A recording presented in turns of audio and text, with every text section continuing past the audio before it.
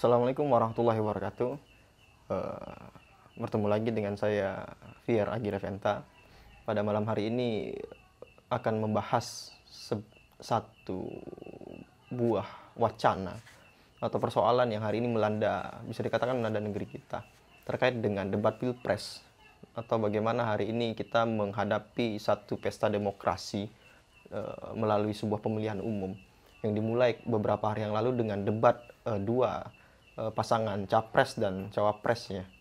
Nah, dari sana muncul banyak sekali persoalan-persoalan lanjutan, bahkan menurut saya, mulai dari komentar-komentar para ahli yang dicap sebagai para ahli sampai pada akar rumputnya, berbicara siapa yang lebih pantas untuk memimpin negeri ini. Nah, cuma sebenarnya yang lebih substansial menurut saya yang kita permasalahkan dalam pemilu ini, apa hakikat dia sebenarnya. Pemilu itu memang tidak bisa dilepaskan dari sistem demokrasi itu sendiri sebagai sebuah kanal. Jadi kita umpamakan bahwa demokrasi ini adalah sebuah bendungan, sebuah sistem tersendiri yang dia membutuhkan kanal, membutuhkan saluran-saluran agar aliran air yang deras ini tidak menghancurkan bendungan itu dengan sekali hentakan, sehingga dibutuhkan kanal untuk saluran-saluran air kecil supaya air itu tekanannya tidak begitu kuat langsung ke bendungan. Nah, begitupun demokrasi. Seandainya dia tidak memiliki kanal pemilu, maka aliran deras kritik masyarakat yang tidak puas terhadap praktik sistem ini akan begitu kuatnya menghantam bendungan demokrasi ini, sehingga dibuatlah kanal ya. Salah satunya apa? Salah satunya ya pemilu ini tadi, pesta demokrasi ini. Karena dalam 5 tahun itu seandainya tidak diadakan pemilu, maka itu akan terakumulasi segala kemarahan masyarakat, sehingga itu akan mengganggu sistem itu sendiri.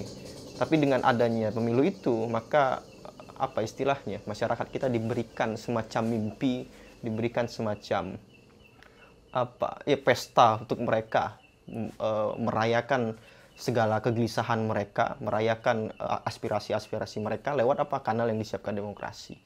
Pun di dalam itu kita tidak bisa memilih sebenarnya, tidak bisa memilih siapa calon yang pantas kita ajukan gitu, karena melalui mekanisme sistem partai yang itu nanti ya partai yang kuat ya, yang didukung oleh modal yang cukup besar juga yang akan bisa menaikkan calon-calonnya.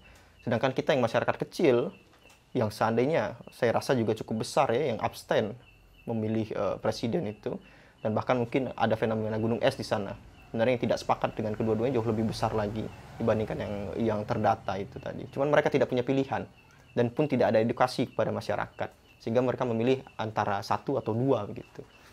Padahal persoalannya adalah ada sebuah teori bahwa sebuah rezim atau birokrasi itu tidak bisa terlepas dari ideologi atau sistem yang dipakainya. Ini demokrasi. Jadi hari ini seandainya debat capres-cawapres itu ya teknis sekali menurut saya. Walaupun mereka bicara banyak hal di situ, tidak ada yang akan mengantarkan satu kemajuan yang signifikan bagi negeri ini. Seandainya sistem ini sendiri tidak kita bicarakan gitu, apakah dia masih bisa menjawab peradaban kita ke depan, atau justru hanya akan membawa kita pada sebuah kegelisahan berkepanjangan gitu. Karena selama 70 tahun ini memang kita lihat ya tidak ada kemajuan signifikan selain dari perkembangan material itu sendiri. Dalam segi psikologi, dari segi kecerdasan bangsa kita, apalagi keterikatan bangsa kita dengan hukum-hukum ilahi itu jauh dari kata cukup sebenarnya. Ini menjadi persoalan penting bagi kita sebenarnya, melihat sejauh mana pemilu ini nanti ke depan.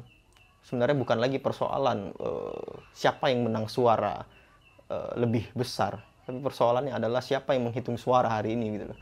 Nah, itu masih dihitung oleh sistem demokrasi itu sendiri. Selagi sistem itu masih bekerja, siapapun sebenarnya akan menjadi pemimpin, ya dia akan menuruti apa kemauan sistem itu sendiri, ideologi itu sendiri. Nah, inilah menurut saya yang perlu diperhatikan oleh masyarakat kita, melihat lebih jauh ke atas. Karena dalam sebuah hierarki kenegaraan kita akan melihat 4 tingkatan ya, 4 level. Pertama itu ada kebijakan, di atasnya ada aparat birokrasi, di atasnya itu ada rezim, dan di atasnya lagi ada sistem, struktur yang besar. Maka hari ini seandainya kita kecewa dengan kebijakan, maka jangan berhenti sampai kebijakannya. Lihat siapa aparatur yang menjalankannya. Tapi kalau kita mengkritik aparatur pun, dia tidak bisa terlepas dari rezim pemerintahan yang bekerja, karena dia mendapatkan perintah dari atasannya. Itu rezimnya. Nah, rezim pun bekerja, itu tidak akan terlepas dari mekanisme sistem besarnya itu. Nah, hari ini yang diterapkan di Indonesia kita lihat adalah sistem demokrasi itu sendiri. Nah, sebenarnya disitulah permasalahan utama negeri kita, negara kita. Nah, itu maka hari ini lebih baik barangkali ya, atau menjadi urgent bagi kita untuk melihat persoalan ini tadi, sistem apa sebenarnya yang sedang kita gunakan itu. Nah, ini mungkin menurut saya akan melahirkan satu perdebatan yang cukup substansial, dan bahkan juga akan memunculkan ketegangan-ketegangan ya. Tapi kata Nasir, ya apa artinya toleransi, apa artinya kita saling menerima jika tidak didahului oleh konfrontasi. Karena kita inginkan kan adalah sebuah institusi ya, bukan hanya toleransi tanpa ada adu ide. Maka ide apapun hari ini, contoh semisal dengan ide khilafah, dengan negara Islam dan syariatnya, itu pun harus menjadi pembicaraan bagi presiden itu. Apakah dia akan mengambilnya ke depan atau tidak. Karena asumsi masyarakat di Indonesia itu adalah asumsi negara Islam. Ya, itu menurut saya ke depan barangkali yang perlu kita bicarakan, terlebih lagi kaum muda kita. Karena hari ini seluruh persoalan hidup kita itu menyerang dari segala lini ya, dan ini membutuhkan satu solusi komprehensif dan integral yang mampu menjawab semua persoalan-persoalan itu. Ya, mungkin itu dulu malam hari ini yang bisa kita diskusikan. Nanti ya, kita akan membahas yang lain lagi. Assalamualaikum warahmatullahi wabarakatuh.